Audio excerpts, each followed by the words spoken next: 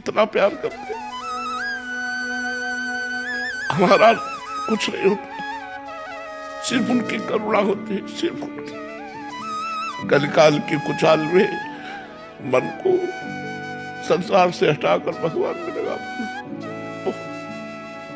दुर्लभ बात है, पर वो खींच लेते हैं। कब खींचते हैं? जब कोई महापुरुष का आश्रय ले लिया जाता है।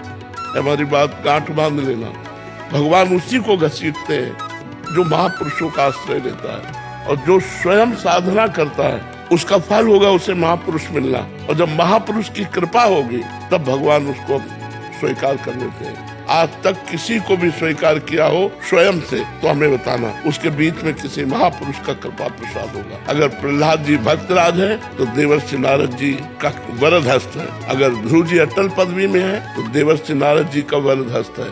ऐसे जगह जगह बिना महापुरुष के कोई भगवान का लाडला नहीं बन सकता, और भगवान की अपार कृपा बरस रही है। प्रिया प्रीतों में से रस बरसा रहे, बस हमें ऐसे पीना। हम ऐसे हैं, महापुरुष जन जबरदस्ती करके ऐसे कर देते हैं, तब हम पान कर पाते हैं। हम पान करने भी चलते हैं तो ऐसे पान करते हैं, अहम युग। और ये अहम से पान नहीं होता, ये दैन्य से पान होता है। वो दैन्य अहम का नाश सिर्फ महापुरुष जन करते हैं। इतने पढ़े लिखे डॉक्टर, इतने बड़े सर्जन, इतने बड़े, ये सब भगवान ने तो बनाए हैं। अगर छू से होता तो बढ़िया काम बन जाता। डॉक्टरों की जरूरत क्या है? बिल्कुल इधर उधर मत भटको, किसी को कोई परेशानी है सीधे अस्पताल जाओ। जैसे हम दवा करवा रहे हैं, टेबलेट खाते हैं, डायलिसिस करवाते हैं और भगवान की शरण में पड़े और नाम जप करते हैं। बिल्कुल सीधा रास्ता है। हाँ, कुछ ऐसे मंत्र हैं, यदि सकामता पूर्वक उनका अनुष्ठान किया जाए तो कुछ दर्द को कम कर सकते हैं, समस्या को कम कर सकते हैं, मिटा नहीं सकते। मिटाने की सामर्थ्य नहीं, प्रारब्ध भोग भोगना पड़ता है। नहीं, रामकृष्ण परमहंस जी इतने सिद्ध महापुरुष, उनके गले में कैंसर था। बड़े बड़े महापुरुषों के जीवन में कष्ट पाया गया। भाई जी हनुमान प्रसाद पोद्दार जी के हाथों में तो बड़े बड़े कष्ट सहने पड़े। ये छूछा से नहीं जाते भैया। खूब राधा राधा नाम जप करो, सह करके निकल जाओ, बस ये बात है।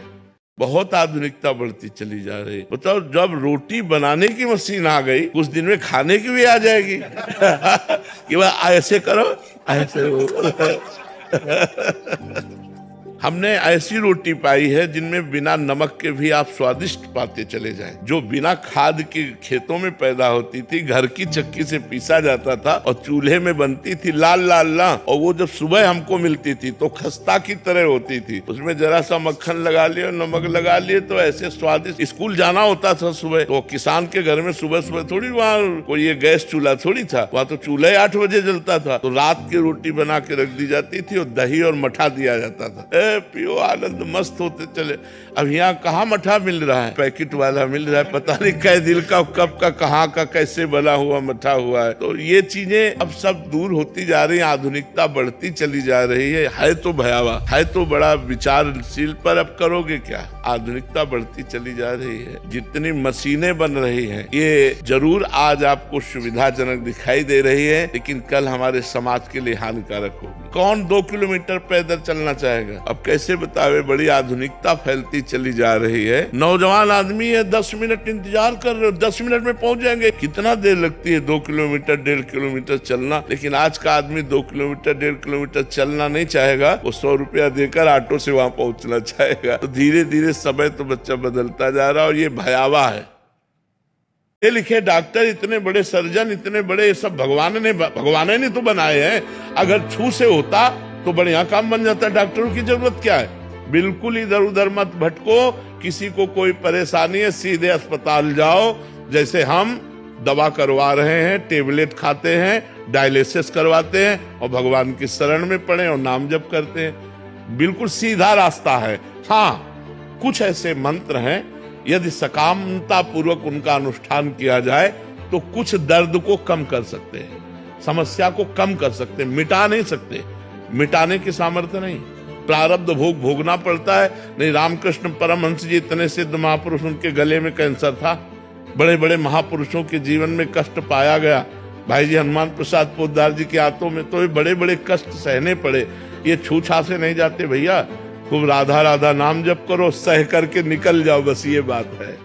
सदैव सुखी रहोगे। पहला, रोज ठाकुर जी का चरणामृत पियो, अकाल मृत्यु आपकी नहीं होगी। समस्त रोगों का नाश करने की सामर्थ्य चरणामृत में। दूसरा नियम, घर से जब निकलो कम से कम 11 बार इस मंत्र का स्मरण करो। अंगुली से गिनना 11 और कृष्णाय वासुदेवाय हरे परमात्मने प्रणत क्लेश नाशाय गोविंदाय नमो नमः। कभी आपका एक्सीडेंट नहीं हो सकता, कभी आप दुर्घटना में कभी नहीं फंसेंगे, और फंसेंगे भी तो आप सेफ निकल आएंगे। कभी भी 24 घंटे में 20-30 मिनट ऐसे निकालो जो घर में अपने ठाकुर के सामने बैठकर नाम संकीर्तन कर सको। चौथी बात, 11 दंडवत रोज नियम ले लो। ठाकुर जी घर में जो विराजमान है, कृष्ण को जो प्रणाम करता है उसका पुनर्जन्म नहीं होता। ये हमारी बातें याद कर लो। पहली बात, रोज चरणामृत। दूसरी बात, घर से निकलने के पहले 11 बार कृष्णाय वासुदेवाय इस मंत्र का जाप करो। तीसरी बात, नाम संकीर्तन 20-30 मिनट अपने घर में करो, जितना आनंद पूर्वक खुद डूब करके नाम संकीर्तन करो। चौथी बात, भगवान को 11 साष्टांग दंडवत करो। और पांचवी बात, वृंदावन की रज ले जाओ,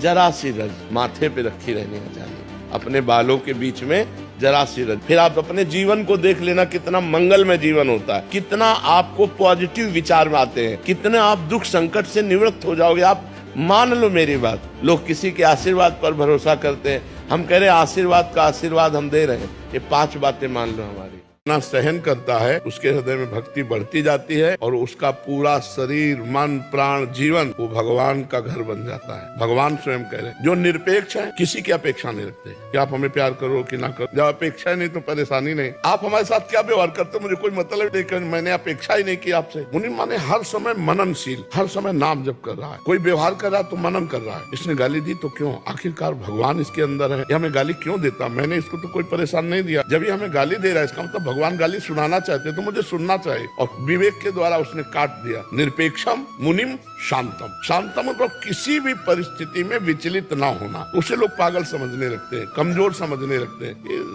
काम नहीं करता, नहीं इतने में तो उलझन हो जाती। पर वो शांत महापुरुष बनने जा रहा है, और ऐसे पुरुष का अगर कोई अपमान कर दे तो देर नहीं लगेगा, उसको दंड मिल जाएगा।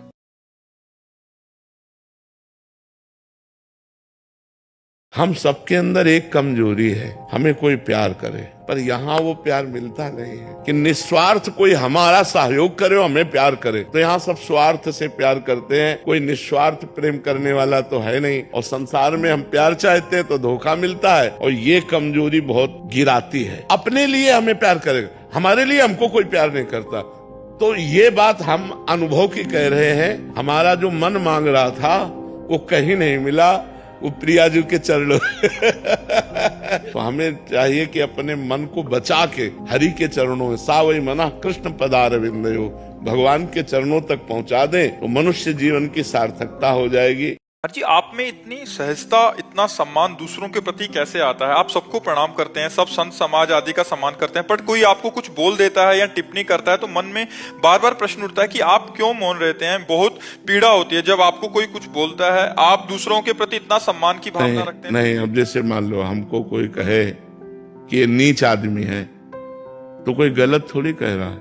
हम भी अपने अंदर से अपने को नीच मानते हैं। अगर भगवान की कृपा ना हो तो हम किस काम के रह गए, किसी काम के नहीं रह गए।